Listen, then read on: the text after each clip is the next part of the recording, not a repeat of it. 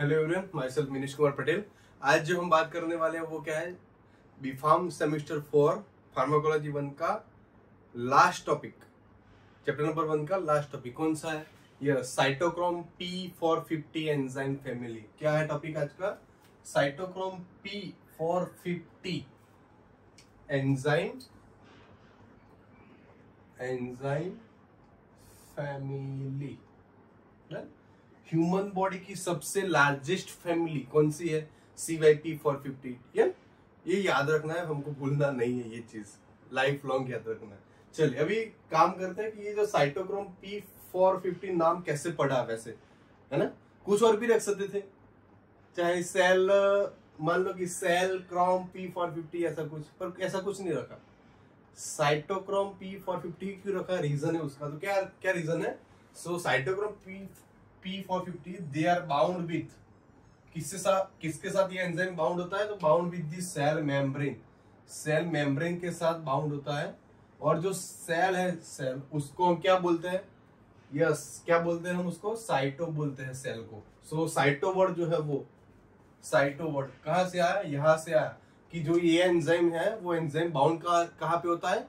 Cell membrane के साथ bound होता है। सो सेल का दूसरा नाम भी क्या है? साइटो है। दूसरा क्या है? They contain enzymes, they contain the heme pigment. क्या है इस एंजाइम के पास? So enzymes they contain the heme pigment. तो हीम को क्या बोलते हैं हम? हीम को क्या बोलते हैं? क्रोम। हीम को क्या बोलेंगे? क्रोम। और पिगमेंट का जो ये पी आया, पी, तो क्या हुआ? साइटो। हीम का क्रोम और पिगमेंट का पी। अब क्या बचा? 450। सो ये जो एंजाइम है, enzyme they give the absorbance at the 450 nanometre. जो यूवी विजिबल रेंज रहती है ना, तो उसमें वो 450 नैनोमीटर पे क्या होता है? एब्जॉर्बेंस उसका स्टार्ट होता है। सो 450 यहां से आया, तो क्या हुआ? 450 साइटोक्रोम 450। सेल का साइटो, हीम का क्रोम, पिगमेंट का पी, और they give the absorbance at the 450 nanometre. So वो वहां से आया 450। So CYP450 enzyme family. चलिए दूसरा क्या याद रखना है हमको कि जो CYP450 है is a big family of enzyme. क्या है? It's a big family of enzymes which is responsible for, किस काम में आता है ये एंजाइम? तो which is responsible for the most of drug absorption। Most of drug जो है हमारे पास, जितने भी ड्रग है उसमें नियर बाय हम बोल सकते हैं कि 95% of the drug they metabolised by this enzyme family. CYP450 के साथ ही वो मेटाबोलाइज होती है और एक्शन प्रोड्यूस करती है। चलिए तीसरा जो हमको याद रखना है वो क्या है कि based on the amino acid sequence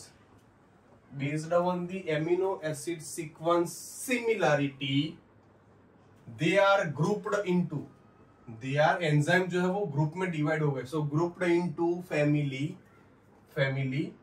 designated as 1 2 3 4 dash dash n number. तो ये कैसे पता चलेगा? तो जो मान लो कि एक एंजाइम है CYP1, तो CYP तो क्या हुआ? Cytochrome pigment, cytochrome P, CYP1। तो ये 1 आया, जो वो 1 क्या है? तो 1 इज अ फैमिली। क्या है? फैमिली नंबर है 1। जो CYP1 जो ये 1 आया वो क्या है? फैमिली नंबर है। CYP फैमिली नंबर 1 वो क्या हुआ? Based on the amino acid sequence, the similarity they grouped up, वो एंजाइम डिवाइड कर दिए किसमें? फैमिली में। सो वो फैमिली नंबर क्या दिया? तो is designated as 1 2 3 4 5 6 dash dash dash n number तक जाएगा वो। सो बहुत सारी है फैमिली जिसको हम गिन नहीं सकते।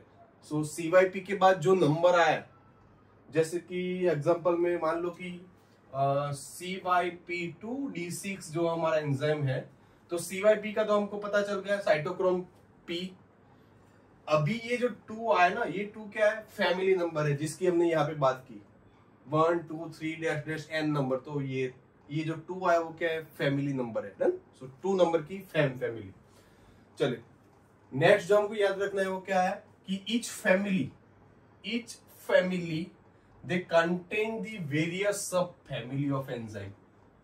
Each family they contain the various subfamily of enzymes is designated as capital alphabetical letter A B C D जो जाएगा कहाँ तक, Z तक जाएगा। तो यहाँ पे देखो CYP2 जो आया वो क्या है, 2 क्या है, फैमिली नंबर है। सो दूसरे नंबर की फैमिली है। अभी उसके बाद क्या है देखो, अल्फाबेटिकल लेटर आया, कौन सा, डी। तो डी क्या हुआ, यह CYP2 का क्या हुआ, सब फैमिली मेंबर हुआ डी। सो डी क्या हुआ, सब family of CYP enzyme. So CYP2 का जो सब फैमिली नंबर है वो क्या रहेगा, डी। चलिए नेक्स्ट जो हमको याद रखना है वो क्या है कि each isoenzymes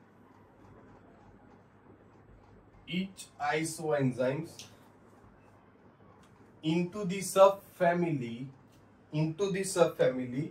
is designated as the 1 2 3 4 5 n number. वो भी क्या होगा, n नंबर तक जाएगा। तो वो क्या हुआ, ये जो 6 लिखा है यहाँ पे वो क्या है, ये रहा आइसोएंजाइम्स जो है वो सब फैमिली जो है उसमें वो क्या होगा, मर्ज हो जाएगा और is designated as the 1 2 3 4 5 to n number. तो वो ये 6 जो रहा वो क्या हुआ, आइसोएंजाइम हुआ। सो CYP2 D6 इस तरह से वो पूरा नाम। कैसे हम आइडेंटिफाई कर सकते हैं कि कौन सी फैमिली का है या कौन सी सब फैमिली का है, तो इससे पता चल जाएगा। अगर CYP के बाद अगर तुरंत जो कोई नंबर आया वो क्या हुआ, वो फैमिली नंबर हुआ। सो वो दूसरे नंबर की CYP की दूसरे नंबर की फैमिली है। डी का मतलब क्या हुआ कि वो CYP2 का सब फैमिली मेंबर है, कौन सा, डी। और 6 क्या हुआ, इट्स आइसोएंजाइम, वो 6 नंबर का आइसोएंजाइम है, किसका, सब फैमिली का। डन। सो CYP2 इस तरह से हम इसको बाइफर्केट कर सकते हैं, समझ सकते हैं कि भाई ये एंजाइम किस फैमिली का हो सकता है, CYP 450 में से। चलिए एग्जांपल के तौर पे हम देखते हैं एक और जो हमको याद रखनी है वो चीज, वो क्या है कि मोस्ट ऑफ ड्रग्स, जितनी भी हमारे पास ड्रग है, मान लो कि हमारे पास 10,000 ड्रग्स है टोटल, एंटीबायोटिक्स या कोई भी क्लास की। So most of the drugs are metabolised by the only 3 CYP family.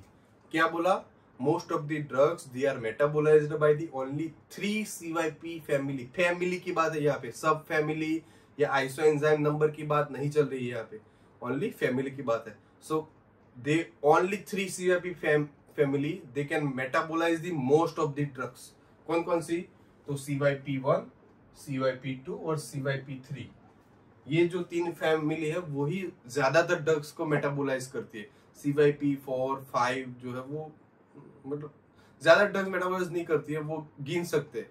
बाकी most of the drug metabolised by the CYP1, CYP2 और CYP3। 3 जो फैमिली है उससे ही मेटाबोलाइज होती है ना। चलिए मोस्ट ऐसे एग्जांपल देखते हैं जो फेमस है वेरी। सो उसमें जो सबसे पहला जो एंजाइम है CYP का वो कौन सा है, CYP3A4 और CYP3A5। ये CYP3A4 और A5 ये साथ में क्यों लिखा, तो यहाँ पे जो दोनों का स्ट्रक्चर रहेगा ना वो उसको हम मतलब कि आइडेंटिफाई नहीं कर सकते कि कौन सा CYP3A4 या A5 है, तो वो दोनों हम साथ में लिखते हैं। सो CYP3A4 और CYP3A5। देखिए फैमिली नंबर एंजाइम का कौन सा आया, CYP3 और CYP3 है ना। सो most of the drugs metabolised by the only 3 CYP family. 3 से ही मेटाबोलाइज हो जाती है ड्रग, चौथी में ज्यादा जाने की जरूरत नहीं पड़ती है हमको। चलिए सो CYP3A4 और CYP3A5 क्या याद रखना है इसमें, तो 50% of the drugs can metabolised by this enzyme. हमारे पास जितनी भी ड्रग है उसमें से 50% जो ड्रग्स है हमारी वो सिर्फ ये दोनों एंजाइम से ही मेटाबोलाइज हो जाती है, 50% ऑफ द ड्रग। चल अभी ये पूरे एग्जांपल में हम 3 जो है वो कॉमन चीजें याद रखेंगे। कौन सा है, सबस्ट्रेट, दूसरा है इंड्यूसर और तीसरा है इनहिबिटर। सबस्ट्रेट का मीनिंग क्या हुआ कि ऐसी ड्रग जिसको पर्टिकुलर उस एंजाइम के साथ मेटाबोलाइज होके एक्शन प्रोड्यूस करनी है, वो क्या हुआ, सबस्ट्रेट हुआ। इंड्यूसर का मीनिंग क्या हुआ कि ऐसी ड्रग्स जो पर्टिकुलर एंजाइम को पर्टिकुलर एंजाइम का प्रोडक्शन क्या करेगी, बढ़ाएगी। इनहिबिटर का मीनिंग क्या हुआ कि ऐसी ड्रग जो पर्टिकुलर एंजाइम्स को क्या करेगी, इनहिबिट कर देगी, या तो उसका एक्टिवेशन बंद कर देगी या तो उसकी एक्टिविटी कम कर देगी, तो वो हुआ इनहिबिटर। तो ये तीन चीजें हमको याद रखनी है पर एंजाइम। चलिए सो स्टार्ट करते हैं। CYP3A4, CYP3A5। सो सबस्ट्रेट कौन कौन सा है यहाँ पे जो मैंने ड्रग्स लिखी ना, वो मुझे जैसे याद रही वैसे ही मैंने लिखी है। ऐसा नहीं है कि भाई इतनी ही ड्रग है हमारे पास। 50% ऑफ द ड्रग, जितनी भी टोटल ड्रग्स है 50% इस एंजाइम से ही मेटाबोलाइज होती है। तो आपको जो याद रहे वो एग्जांपल आप लिख सकते हैं। चलिए सो CYP3A4 और P3A5 में सबस्ट्रेट कौन कौन से ड्रग्स है जो इफेक्ट प्रोड्यूस करते हैं और उनको ये एंजाइम चाहिए मेटाबोलाइज होने के लिए। सो लोसार्टन, एट्रोवास्टेटिन और टर्फिनाडिन। चलिए इंड्यूसर कौन कौन से है, फेनिटोइन, कार्बामाजेपिन, बार्बिचुरेट और ग्लूकोकॉर्टिकोइड्स। इनहिबिटर कौन से है, तो इनहिबिटर में मैक्रोलाइड क्लास पूरा आप ले सकते हो, इरिथ्रोमाइसिन, क्लेरिथ्रोमाइसिन और एंटीफंगल में कीटोकोनाजोल और वेरापाम जो एंटी हाइपरटेंसिव ड्रग है। सो ये हो गया CYP3A4A5। दूसरा जो एंजाइम होगा कौन सा है, CYP2D6। CYP2D6 में सब याद रखनी बात कौन सी है कि टोटल जितनी भी ड्रग है हमारे पास उसमें से 20% of drugs can metabolised by this enzyme. 50% of the total drugs can metabolised by the CYP3A4 and P3A5। Remaining जो 20% बचा CYP2D6 जो है वो 20% of the drugs can metabolised by the CYP2D6। बाकी का जो बचा 30% वो वेरियस एंजाइम जो है वो मेटाबोलाइज करता है ड्रग्स को। चलिए सो CYP2D6 में सबस्ट्रेट कौन सा रहेगा, तो मेटोप्रोलोल रहेगा, फ्लुओक्सेटिन रहेगा और कोडीन। इंड्यूसर में क्या आएगा, तो बार्बिचुरेट्स और रिफाम्पिन। इनहिबिटर में ड्रग्स कौन कौन सी आएगी, पेरोक्सेटिन आएगी, फ्लुओक्सेटिन आएगी और क्विनिडीन। चलिए तीसरा CYP2C8 और CYP2C9। इसका भी स्ट्रक्चर सिमिलर है, तो हम आइडेंटिफाई नहीं कर सकते कि भाई कौन सा C8 है और कौन सा C9 है। सो इसकी वजह से वो साथ में लिखते हैं। चलिए सो CYP2C8 और CYP2C9 में सबस्ट्रेट कौन कौन से आएंगे, तो फेनिटोइन आएगा, वारफेरिन आएगा, क्लोपिडोग्रिल आएगा। चलिए इंड्यूसर में फेनिटोइन, कार्बामाजेपिन और बार्बिचुरेट्स। इनहिबिटर में फ्लुकोनाजोल और ट्राइमिथोप्रिन। चलिए चौथा एग्जांपल CYP1A2 ये हमको याद रखना है। CYP1A2 जितने भी लोग जो स्मोकर है, स्मोकिंग करते हैं, तो इनको तो ये बात याद ही रखनी है, भूलना नहीं। क्यों, तो चलो सो CYP1A2 में सबस्ट्रेट कौन कौन से है, तो कैफीन, पैरासीटामोल और थियोफिलिन। इंड्यूसर ड्रग कौन सी है जो एंजाइम का लेवल बढ़ाती है, तो इंड्यूसर में सिगरेट स्मोकिंग। अगर हम ऐसी ड्रग ले रहे हैं जिसको मेटाबोलाइज होना है CYP1A2 के साथ, और अगर हम स्मोकिंग करते हैं टैबलेट लेने के बाद, तो क्या करेगा, smoke can increase the enzyme level, enzyme का लेवल बढ़ाएगी। एंजाइम का लेवल बढ़ गया तो ड्रग की इफेक्ट कैसी हो गई, यस कम हो गई। सो सिगरेट स्मोकिंग और रिफाम्पिन। इनहिबिटर ड्रग में कौन कौन सी है, तो फ्लुओक्सेटिन है और फ्लुओक्सामाइन है। So this is the whole about the cytochrome P450। Thank you for watching a video. Thank